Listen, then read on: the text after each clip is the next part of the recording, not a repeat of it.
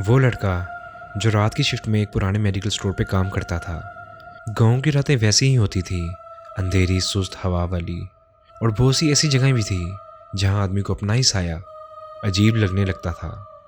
उस रात भी सब कुछ बिल्कुल आम था, लेकिन रात के तकरीबन 3 बजे के करीब ज़ीशान ने स्टोर के बाहर उस लंबी सफ़ेद शख्सियत को खामोशी से अपनी तरफ आगे बढ़ते देखा।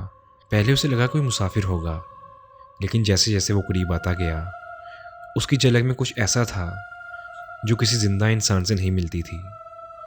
मगर इस मंजर को शुरू करने से पहले ज़रूरी है ये कहानी वहाँ से शुरू की जाए जहाँ ज़ीशान की ज़िंदगी बिल्कुल आम चल रही थी।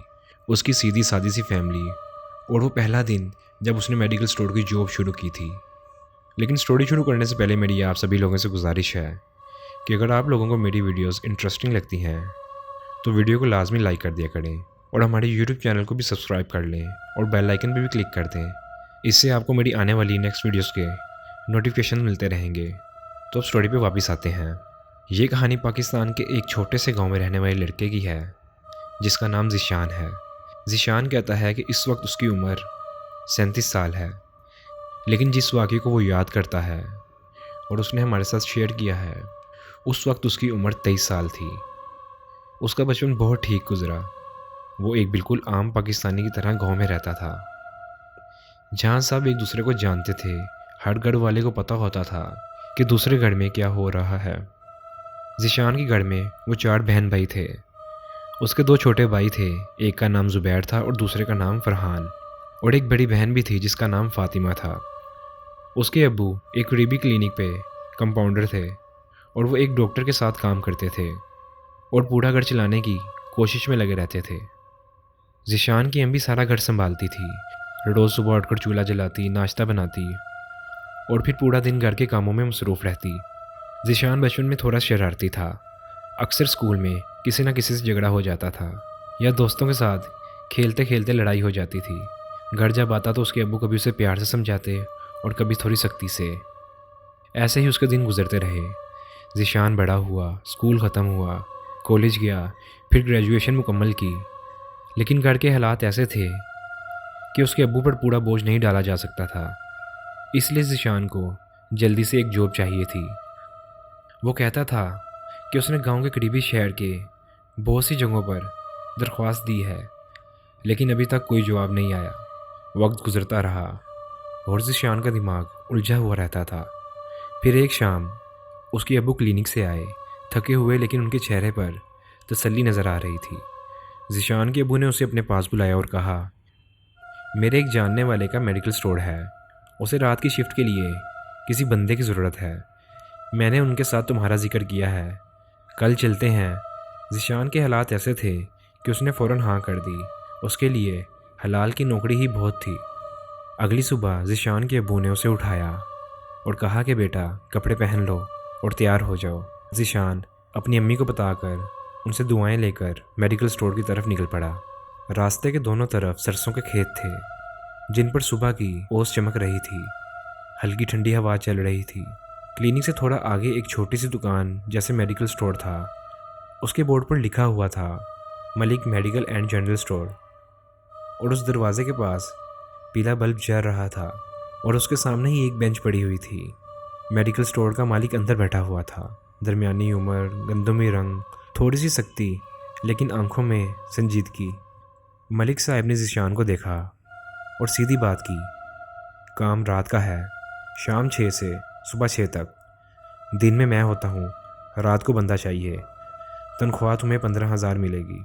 अगर मंजूर है तो आज शाम से ही शुरू कर दो। ज़ीशान ने अपने अब्बू की तरफ देखा, फिर सर हिलाकर हाँ कर दी। घर जाकर उसने अपनी अम्मी को बताया और वो बहुत ज़्यादा खुश हुई। रात की जॉब का ख्याल अजीब था, लेकिन उस वक्त हर नौकरी की ज़रूरत थी। अब शाम को ज़ीशान पहली दफ़ा स्टोर में आया। उसे अंदर कदम रखते ही एक अजीब सा एहसास हुआ, जैसे कुछ अनजाना कमरे में हो।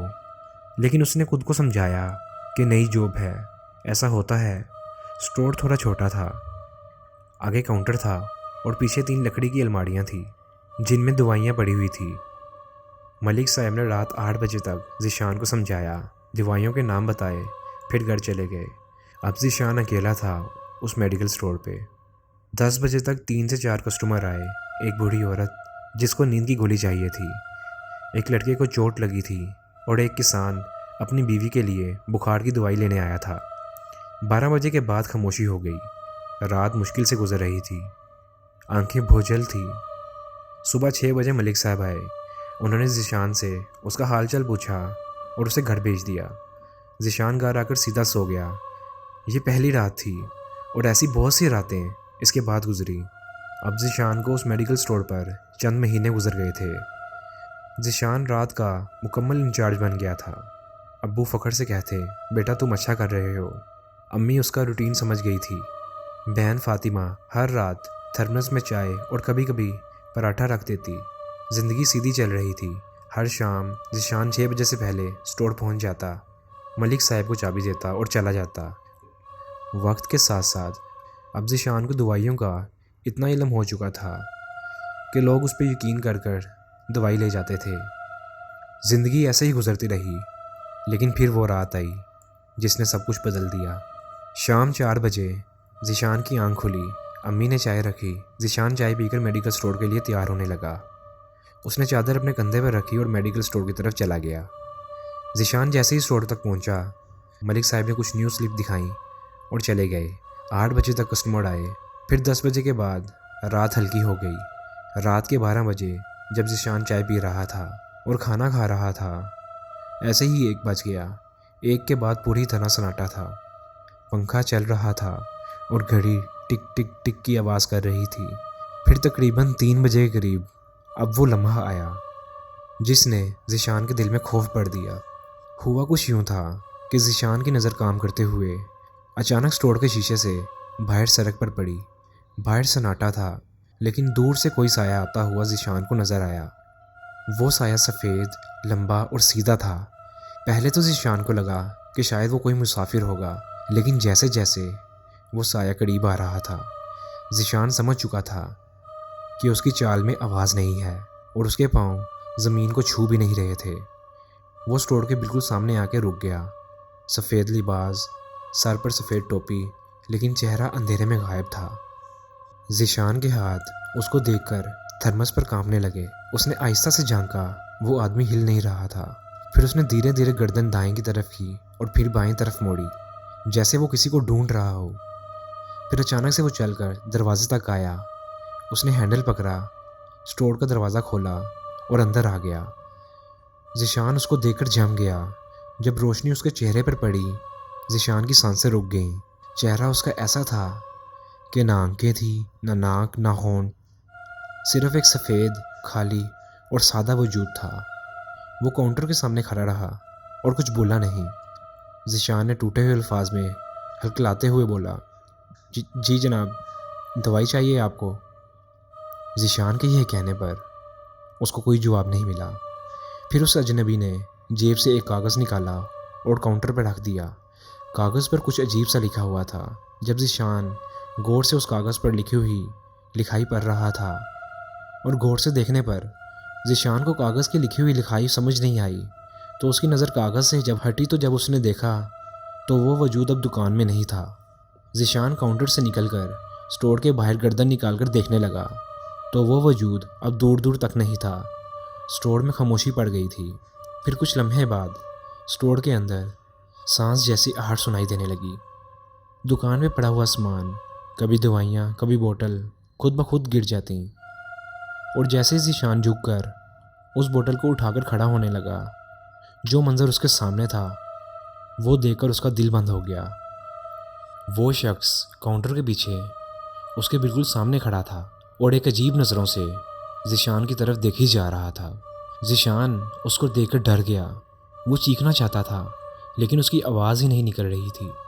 उसने आंखें बंद करके आयतुल कुर्सी पढ़ना शुरू कर दी। कुछ देर बाद जब उसने आंखें खोली, वो वजूद गायब हो चुका था। मलिक साहब जब सुबह आए तो ज़िशान को बुखार में जलता हुआ पाया। डॉक्टर ने कहा कि ये सिर्फ बुखार नहीं, ज़िशान की दिल की धड़कनें अभी भी तेज़ चल रही हैं। 3 दिन तक ज़िशान बुखार में रहा।